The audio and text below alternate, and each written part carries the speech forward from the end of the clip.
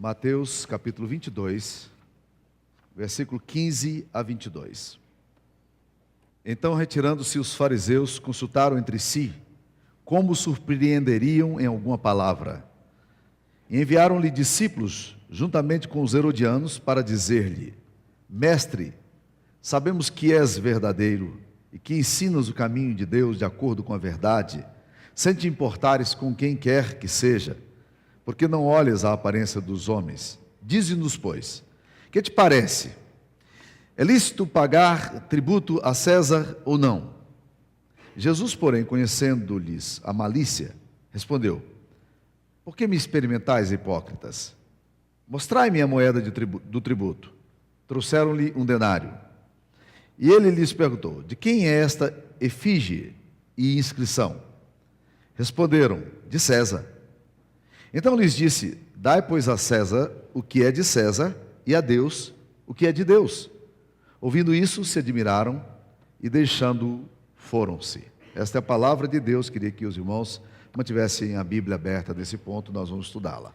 Queridos irmãos, esse texto é um texto curioso, porque ele trata muito da relação igreja-estado, cristão-estado, como é que nós devemos participar e até que ponto devemos participar da relação que nós temos com os poderes instituídos, os poderes públicos. E esse assunto se torna um assunto extremamente relevante, considerando o fato que nós estamos aí no meio de uma disputa eleitoral, né? Os ânimos muito acirrados, muito envolvimento, e é natural que a gente comece a perguntar: como cristão, como igreja, até que ponto nós devemos ir?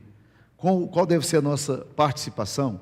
Qual deve ser o nosso envolvimento? Onde nós não devemos ir? E, historicamente, essa resposta não é muito fácil, porque os grupos se dividem de forma muito clara, né? Nós temos uma tendência de um grupo em se tornar extremamente participativo politicamente falando. Não apenas do ponto de vista de um polis, de um envolvimento democrático, de um envolvimento com a realidade que está acontecendo, com a política de um país, mas até mesmo um envolvimento partidário.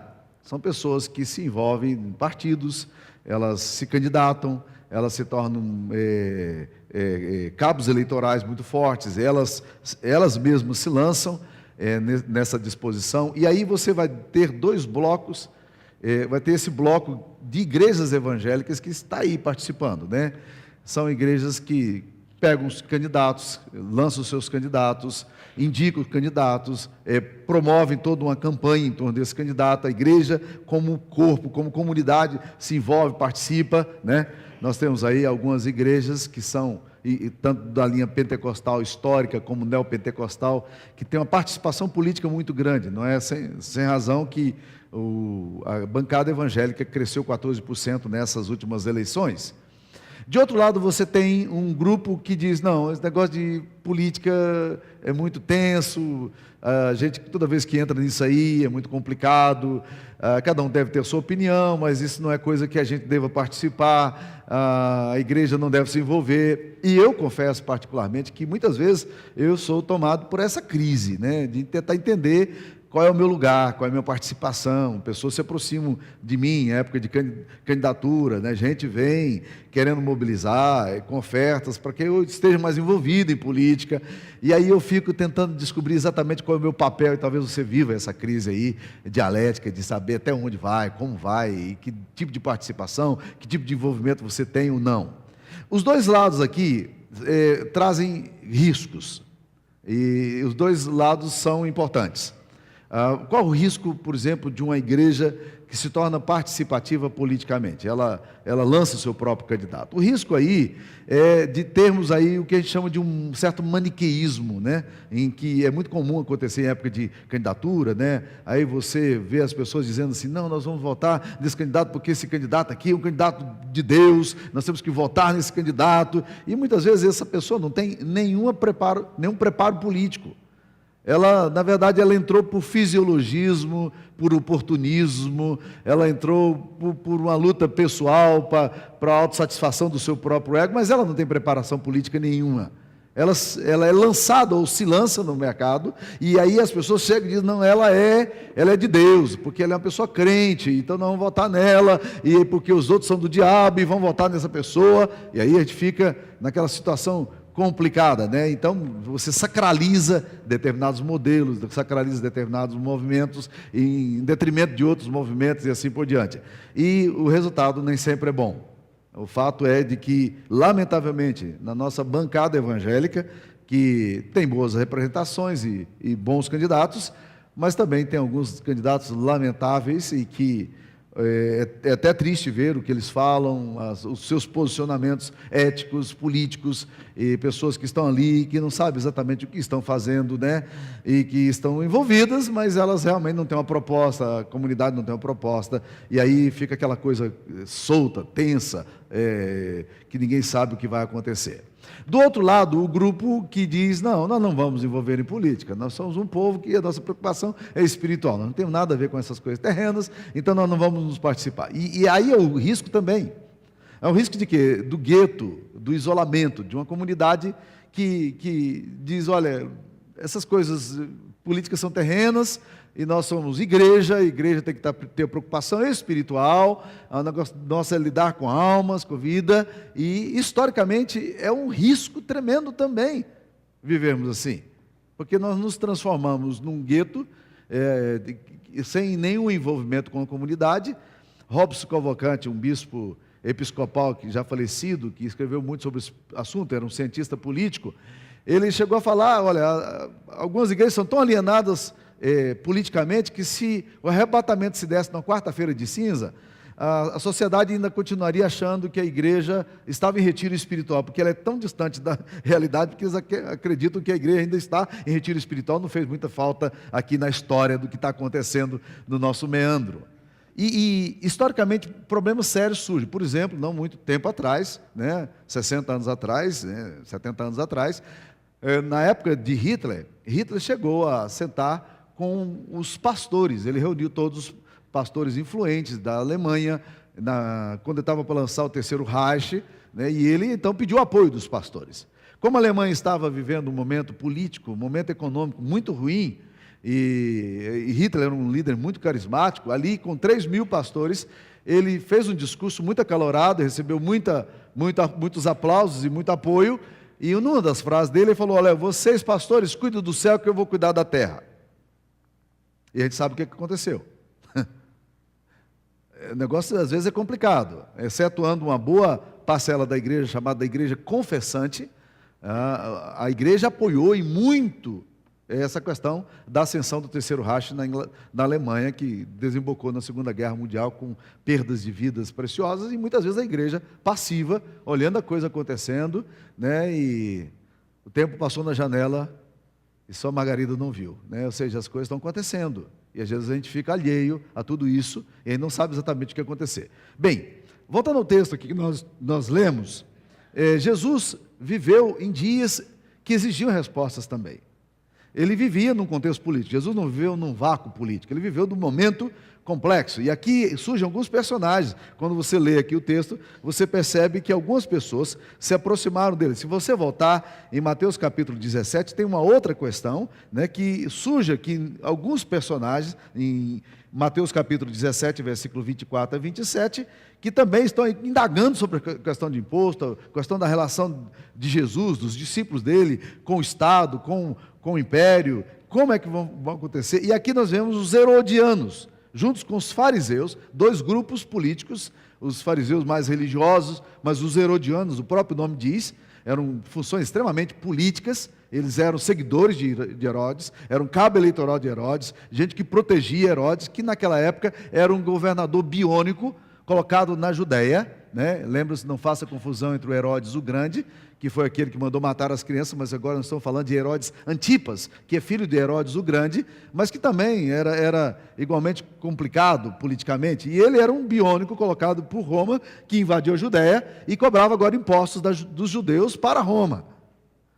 A relação não era muito fácil, as coisas eram muito difíceis, e a Bíblia nos diz que eles então resolveram cercar de Jesus, para, assim, com um discurso aparentemente muito bonito, porque no versículo 16 de Mateus 22, ele fala assim, enviaram-lhe discípulos, os fariseus, né, juntamente com os herodianos, para dizer-lhe, mestre, Sabemos que és verdadeiro e que ensinas o caminho de Deus, de acordo com a verdade, sem te importares com quem quer que seja, porque não olhas a aparência dos homens. Parece que eles estão assim, bem alinhados com Jesus. Mas a Bíblia diz que Jesus percebe a malícia do coração deles e sabia que aquilo era uma pegadinha. O que eu estou querendo saber é o seguinte: vamos ver se ele vacila em alguma declaração em relação a esse envolvimento dos discípulos com o Estado, para a gente poder acusá-lo de sedição política, de estar contra o Estado e alguma coisa assim. E Jesus responde de uma forma muito direta, e ele é bem duro com aquelas pessoas, quando pergunta, é lícito pagar tributo a César ou não?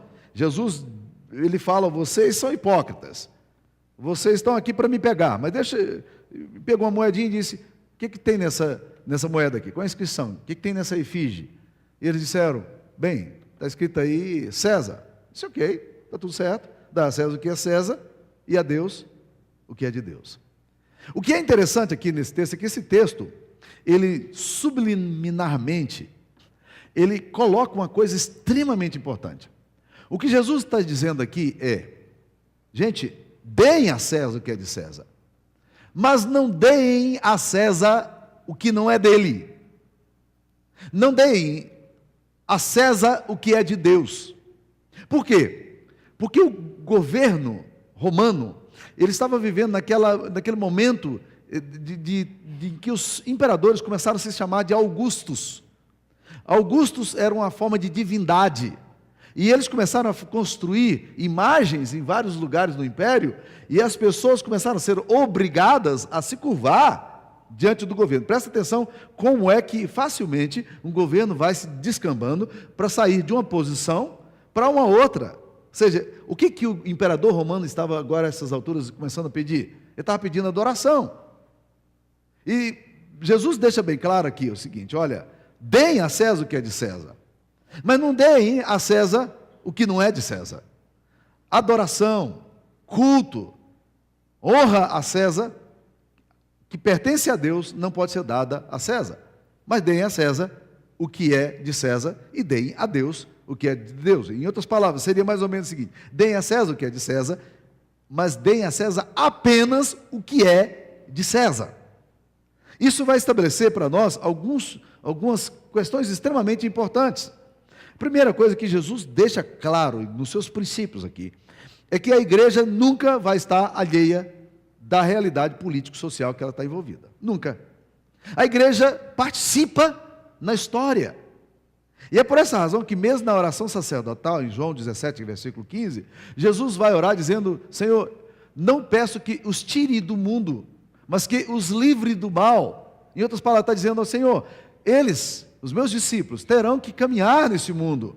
E eu quero que o Senhor dê a esses discípulos a lucidez para, estando no mundo, serem aquilo que eu gostaria que eles fossem.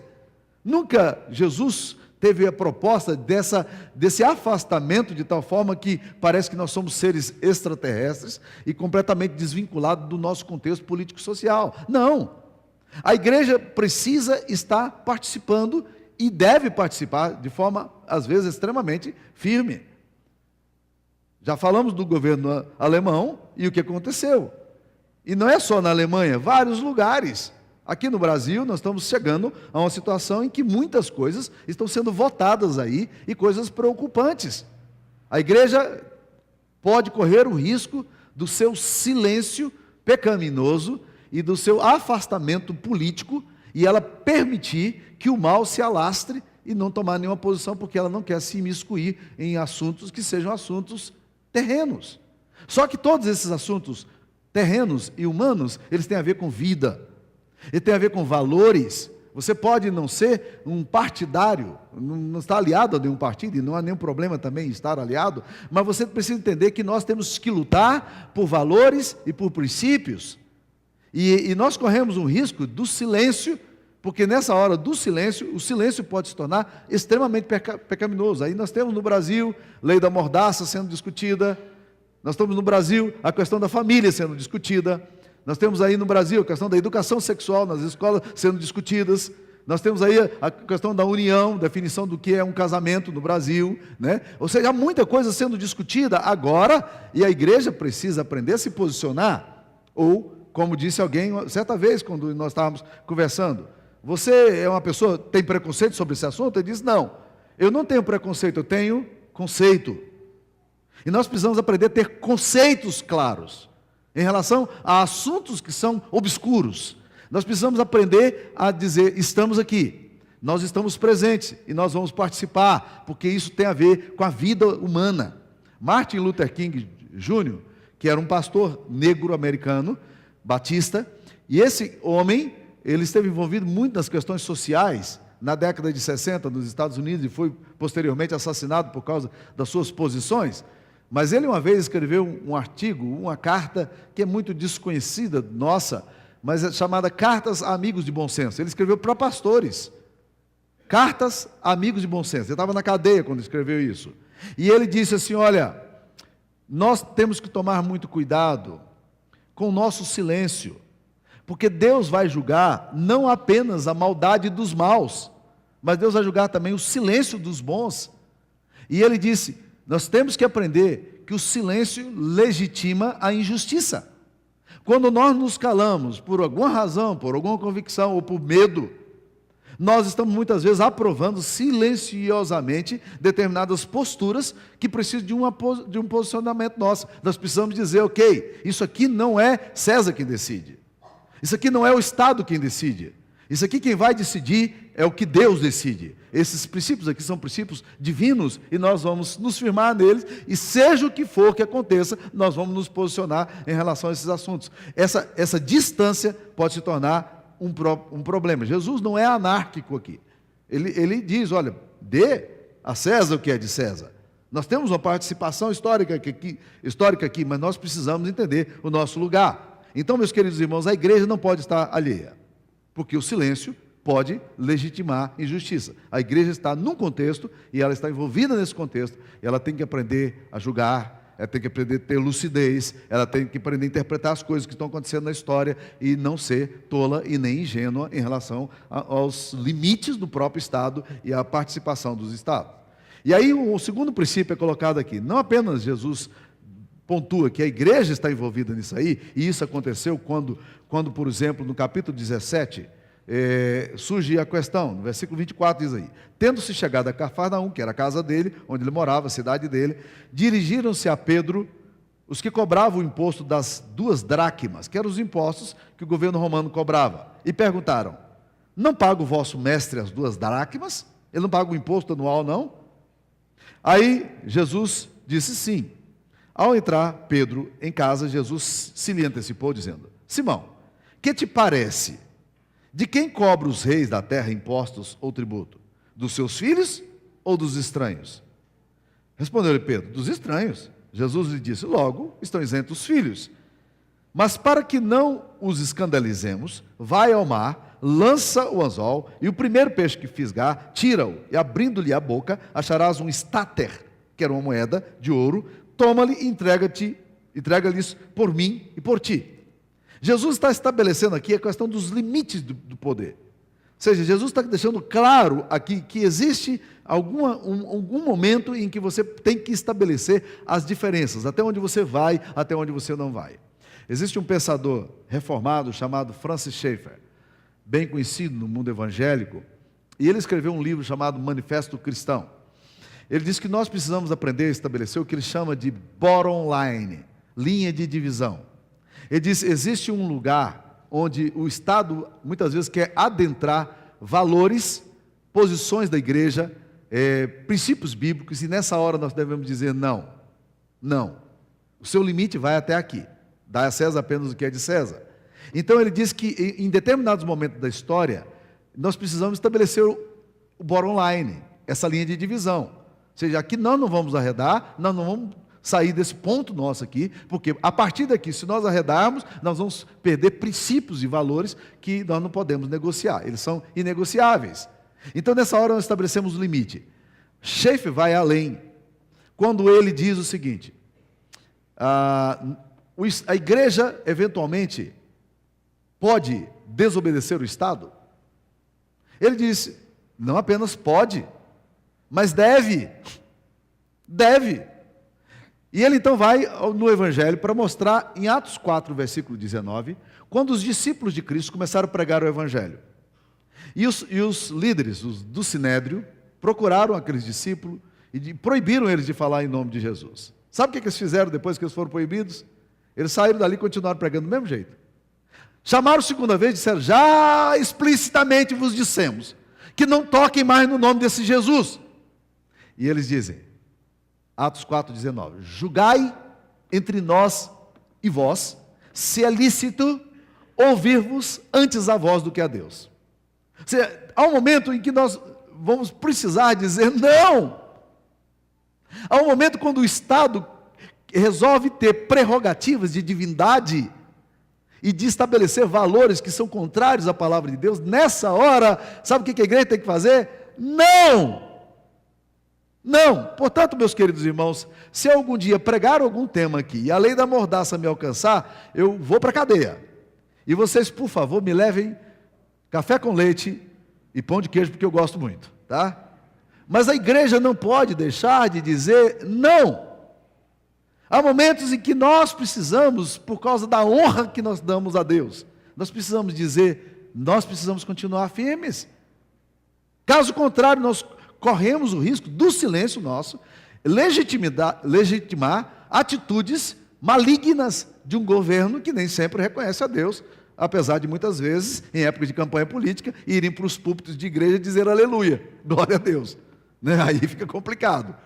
Então fica muito difícil. Mas nessa hora, nós precisamos fazer essa bora online. A igreja não apenas pode, mas ela deve resistir ao Estado quando o Estado assume as prerrogativas que são de Deus. Dá a César apenas o que é de César. Não dê a César o que é de Deus. Porque senão confunde a coisa. Mas Francis Schaeffer vai além. E aqui eu entro numa zona um pouco mais complicada. Ele pergunta: a igreja deve fazer uso da força? Aí, nós todos... Ele diz, sim. Ele diz, não estou falando do uso da violência, mas o uso da força. O que é o uso da força? É nós expressarmos nosso repúdio, e eventualmente, se necessário for, sairmos às ruas e dizermos, não queremos isso. Não, nós somos contra. Não, nós exigimos que as coisas não sejam levadas dessa forma. Sabe por que ele diz isso? Ele diz, o Estado, os políticos morrem de medo de manifestações. E quando, por exemplo, uma minoria toma, por exemplo, uma discussão, uma minoria começa a crescer, o Estado vai e vota a favor. Sabe por quê? Porque a maioria não se posiciona. As pessoas têm medo de se posicionar, ou temem ser consideradas radicais, mas muitas vezes, se a igreja não fizer uso da força, dos seus meios políticos, do voto, declarar, e por isso que eu queria dizer para vocês, gente, continuem votando. Há muitas pessoas que dizem, estou desanimado com esse negócio de política, dizer que eu voto. O seu voto não é uma questão de responsabilidade, o seu voto é uma questão de direito seu. Existem países no mundo inteiro que gostariam de ter direito de se expressar, e você tem que se expressar. E quero desafiar aqui as pessoas idosas também, que não tem mais a obrigatoriedade, porque na verdade voto não é questão de obrigatoriedade, voto é questão de você entender que você tem o seu poder de decisão e você tomar a decisão, tá? Mas eu diria para as pessoas que já não precisam mais a obrigatoriedade do voto, eu gostaria de dizer para vocês, votem. Adolescentes aqui de 16 anos de idade, que ainda já podem votar, mas que infelizmente agora não prepararam, prepare, né? Ou seja, você que é uma pessoa que tem mais idade e que não precisa votar, vote, expresse, diga não, diga sim, fale onde é que você quer chegar. Então muitas vezes nós ficamos nessa questão da neutralidade burra e não tomamos posição, sem perceber que César não vai parar fácil. César vai exigir adoração, César vai exigir culto, e nós temos que dizer, importa obedecer a Deus que aos homens. Um outro aspecto que é interessante estabelecer aqui é que Cristo pontua o fato de que nós como cristãos precisamos ser modelos de cidadania. Isso é bem claro na questão que Pedro traz a ele, depois de ter sido cobrado pelos publicanos. Pedro discute com Jesus, será que nós devemos dar imposto ou não? Jesus diz, olha, nós vamos dar para não escandalizá-los. mas queremos deixar bem claro que nosso ponto de vista, o que nós de fato achamos. O que nós como cristãos precisamos fazer? Nós precisamos aprender a sermos modelos de cidadãos. Isso é uma coisa que eu gostaria de falar com muito temor. Por quê? Porque muitos de vocês que estão me ouvindo aqui, são pessoas que têm posição de respeitabilidade pública. Muitos de vocês aqui são cidadãos que têm poder de decisão. Muitos de vocês que estão aqui são homens e mulheres colocados em funções públicas. E vocês precisam aprender mais do que nunca num país onde vocês são escorchados muitas vezes por tentativas de suborno e corrupção. Vocês precisam aprender a dizer: eu não quero entrar nesse esquema. Eu não vou me envolver nisso aí. E isso não se aplica apenas a funcionários, porque não existem apenas corruptos, existem também os corruptores. Nós precisamos começar a dizer: não, eu não vou fazer isso, eu não vou entrar nesse esquema, eu não vou entrar nesse mecanismo patológico, doentio e cultural, que é diabólico, que está aí presente. Eu não vou entrar nesse esquema. Então nós precisamos começar a exercer nosso caráter, a nossa influência, a nossa função, nossos cargos, nesse sistema caído, e começar a dizer: vamos continuar fazendo bem e corretamente aquilo que nós somos chamados a fazer. Existe um texto da Bíblia que está mexendo muito com o meu coração nos últimos dias. Hoje mesmo eu estava conversando com pessoas e citei esse texto. É aquele texto da Bíblia que fala assim: não deixemos de fazer o bem, irmãos, porque a seu tempo ceifaremos se não desfalecermos. Preste atenção no que a Bíblia ensina. Não deixe de fazer o bem. Ué, mas peraí, é possível um crente deixar de fazer o bem? É. Você já se sentiu muitas vezes fazendo bem, só levando na cabeça? Aí você cansa. Não vou fazer mais não. Deixa do jeito que está. O que aconteceu com você? Você cansou de fazer o bem. Mas olha o que o texto diz: não cansemos, irmãos, de fazer o bem, porque a seu tempo ceifaremos, colheremos, no tempo certo. Mas o texto continua dizendo: se não desfalecermos. Eu tenho muito medo quando o bem cansa. Como pessoas cidadãs se cansam de serem autênticas, íntegras e honestas. Eu me preocupo quando nós nos cansamos de fazer o bem. Não vou fazer mais isso não. Olha, eu estou cansado. Eu já fiz tanto isso. Olha, o que eu recebo? Eu só faço aqui e olha lá, o cara que fez o desonesto está indo bem, eu estou aqui ficando para trás, né? Zé Mané. Aí você começa a ter sensação de que você não deveria ter feito bem. Ou que deveria ter feito bem, mas que agora você não quer fazer mais o bem também, não. Cansou. Não nos cansemos de fazer o bem, meus irmãos, porque a seu tempo colheremos, se não desfalecermos. Há uma possibilidade terrível da gente cansar de fazer o bem. Olha que perigo num país, numa sociedade que precisa de influência. A Bíblia diz que nós somos sal da terra, luz do mundo. Olha que figuras que Jesus usa. Sal da terra. Nós estamos aqui para preservar, nós estamos aqui para salgar, nós estamos aqui para não deixar que essa podridão, que a carne entre num processo de decomposição, a sociedade se decomponha pela sua própria maldade. Olha que desafio, né? Nós somos luz do mundo, vamos levantar a nossa luz e vamos começar a mostrar que nós estamos aqui. Essa relação, o cristão tem que ser modelo de vida cristã, de vida de cidadania. Nós precisamos estar pensando nisso aí. Um outro aspecto que eu queria mencionar, é o último, é a questão da necessidade de nós como cristãos nos percebermos, no momento em que estamos, na história em que estamos, nos percebemos como agentes de Deus nesse mundo. Isso significa o seguinte: nós somos colocados nesse mundo, e a Bíblia diz para a gente poder aprender a orar pelas nossas autoridades. A 1 Timóteo capítulo 2, versículo 1 a 3, fala assim: antes de tudo, pois, irmãos, vos exorto que useis a prática da oração, da súplica, de intercessão, em favor das autoridades e de todos os que se acham investidos de autoridade, para que tenhamos vida mansa, tranquila e piedosa, porque isso é aceitável diante de Deus. Nós precisamos aprender a orar pelo nosso país. Uma pergunta que eu faço num curso que eu dou chamado Missão Urbana, eu pergunto assim: quantos de vocês estão orando de forma sistemática pela sua cidade? É curioso que que a gente se pega profundamente descuidado nessa questão. Nós não oramos. Mas quando você vai para o livro de Apocalipse, capítulo 17, você percebe que é preciso orar mesmo, porque o texto aqui de Apocalipse 17 vai nos falar de que poderes históricos e poderes espirituais facilmente se mesclam para os seus objetivos malignos. Por isso que a Bíblia fala que a nossa luta não é contra carne e sangue, mas contra principados e potestades. Curiosamente, o termo principados, que aparece na Bíblia, dá a ideia de poderes espirituais, mas potestades são poderes históricos constituídos. Olha aqui em Apocalipse capítulo 17, versículo 12, quando fala dos 10 chifres, que são símbolos de poderes, é um texto simbólico, um texto escatológico, mas o texto diz assim: os 10 chifres que viste são 10 reis, autoridades históricas, os quais ainda não receberam o reino, mas recebem autoridade como reis com a besta durante uma hora. De onde é que emana muitas vezes o poder histórico? Eles recebem a autoridade junto com a besta, que é uma das tríades malignas que nós temos na Bíblia.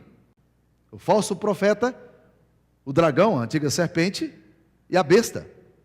São 3 poderes malignos que se contrapõem à Trindade Santa, Deus Pai, Filho e Espírito Santo. Essa tríade, ela designa a besta, que tem uma manifestação histórica, designa essa besta para dar aos reis, aos poderes da história, autoridade. Mas olha o que acontece. A partir do momento que essas autoridades políticas recebem poder da besta, no versículo 13, Apocalipse 17, 13, continuando o texto, diz: tem estes um só pensamento. Esses quem? Os reis, os 10 chifres, eles têm um só pensamento. Qual é o pensamento que esses poderes malignos que se associam com a besta têm? Diz assim: tem esses um só pensamento, e oferecem à besta o poder, a autoridade que possui. Eles pegam os poderes históricos e servem o diabo com as forças políticas. Olha que química destrutiva. Olha que química pesada. O mal atemporal, ações malignas, interagindo com poderes temporais. E eu fico me perguntando, e é uma coisa que vem muito ao meu coração, quanto é, de fato, do meu tempo que eu oro por essa questão política no Brasil. Aqui na nossa igreja nós temos algumas pessoas que têm autoridade política. E eu me pergunto, quantas vezes eu tenho orado sistematicamente por esses homens e essas mulheres que foram constituídos por Deus? Mas não é só por eles que eu devo orar. A Bíblia diz que tem que orar por todos que se acham cheios de autoridade. Eu preciso orar por isso. A oração, ela vai onde você não consegue ir. A oração toca em áreas onde você não toca, mas nós somos tão displicentes com a oração. Nós oramos tão pouco por oração, e as nossas orações, elas são tão pequenininhas, elas são tão autocentradas, elas são tão... A gente realmente não entende o poder, a relevância e a importância da oração. E nós ficamos, às vezes, vendo as coisas acontecendo, mas nós não oramos, nós não curvamos, nós não nos apresentamos diante de Deus em oração, E aí eu fico pensando no clamor de Deus, na dor de Deus, no desejo de Deus de ver coisas bonitas acontecendo. Há um texto em Ezequiel, bem perdido lá no antigo livro do Velho Testamento, né? Capítulo 22, versículo 30, que diz uma coisa muito interessante. Deus está falando a Ezequiel o seguinte, Ezequiel 22, 30, busquei entre eles um homem ou uma mulher que tapasse o muro e se colocasse na brecha perante mim, a favor dessa terra, para que eu não a destruísse, mas a ninguém achei. Deus está dizendo, eu estou procurando alguém que se coloque na brecha, eu estou procurando alguém que realmente entre nesse lugar a favor dessa terra, a favor dessa nação, a favor de Israel no caso, a favor do Brasil no nosso caso. Eu procurei, é interessante, o termo aqui que ele usa, eu busquei, é como se Deus estivesse com um binóculo, olhando e tentando discernir, onde é que tem um homem, onde é que tem uma mulher que está orando, intercedendo a favor dessa terra, e Deus diz com lamento, eu não achei. Eu busquei alguém que se colocasse na brecha, essas brechas diabólicas, terríveis que se levantam. Eu não achei. Eu não achei. Eu fico me perguntando, será que Deus está hoje procurando entre nós também, homens e mulheres, que se coloquem na brecha e Ele não tem achado? Ray Beck, que é um expert na questão de missão urbana, um teólogo cristão, ele fez um levantamento. Por que é que nós somos tão inoperantes em relação à participação nossa na sociedade?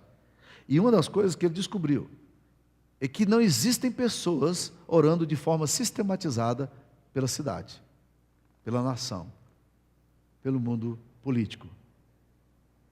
Jesus está aqui confrontado. E aí, qual é a relação nossa, Senhor? Ainda paga imposto ou não paga? Nós participamos ou não participamos? Para onde nós vamos? Né? Nós estamos aqui meio perdidos. Como é que faz? E Jesus fala assim, olha, dai a César o que é de César. Sejam cidadãos. Paguem os impostos de vocês. Entendam-se como cidadãos. Mas olha, tome cuidado. César vai pedir de vocês o que vocês não devem dar. Então dai a César apenas o que é de César e a Deus o que é de Deus. Só Deus merece glória. Só Deus merece honra. Só Deus merece culto. Só a Deus nós vamos dar honra, glória e culto. Nós não vamos negociar o inegociável com nação. E se preciso usar o uso da força, nós vamos fazer isso. Em nome de Deus. A igreja não pode simplesmente ver as coisas acontecendo. E ela silenciar-se. Como se ela não pudesse fazer nada.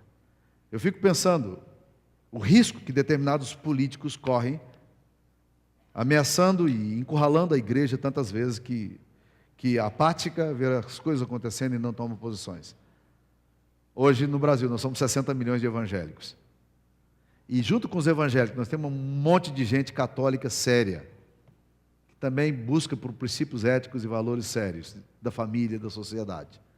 Eu fico pensando, nós temos todo o poder para poder fazer grandes diferenças na nossa nação. Nós não podemos nos silenciar em relação a isso. Dai a César o que é de César, mas só o que é dele. Não dê a César o que é de Deus. César é astuto, César é raposa, César é perigoso. Não faz isso não. Dê a César apenas o que é de César e a Deus o que é de Deus. Que Deus nos ajude. Amém. Senhor, nós queremos glorificar o Senhor na nossa vida. Nós queremos glorificar o Senhor, ó Deus, naquilo que fazemos nesses dias, ó Pai, que exigem da igreja, exigem da gente, ó Deus, uma atenção redobrada. Ó Deus, nós queremos te pedir que o Senhor nos dê a capacidade de dar glória apenas ao Senhor. De não nos curvarmos, ó Deus querido, em relação a nenhuma imposição de César. Mas que nós possamos, ó Deus, assumir os nossos princípios como cidadãos, como pessoas que participam da história, como homens que amam o Senhor e glorificam o Teu nome.